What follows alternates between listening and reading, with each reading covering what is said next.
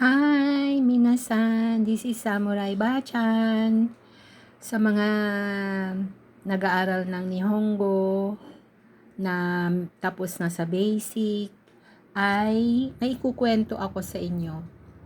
Yung papunta na sa mga intermediate, higher intermediate, ay ito pala, ito. Tingnan natin ha. Yung basahin natin. Nihon ni Ichiban Saisho Kita Toki ni, ibig sabihin nung unang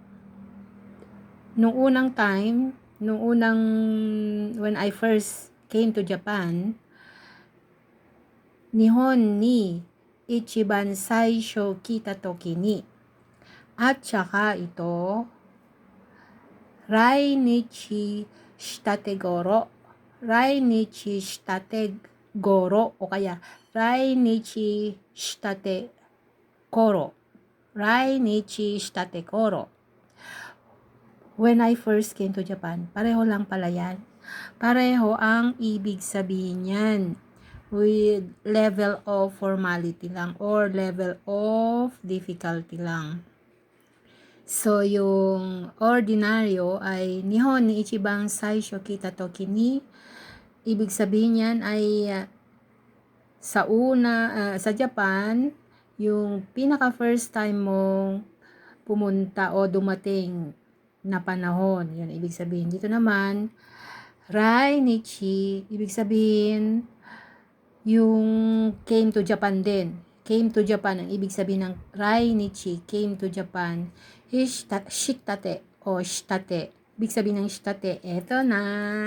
Ang ibig sabihin ng shitate is freshly made, fresh from, hot from. So, ibig sabihin, bagong salta. Sa Tagalog, Rainichi shitate, bagong salta ka sa Japan. First time mong dumating sa Japan. Koro. Koro is yung toki ni. Yun, toki ni is koro. 'Di ba? Tapos,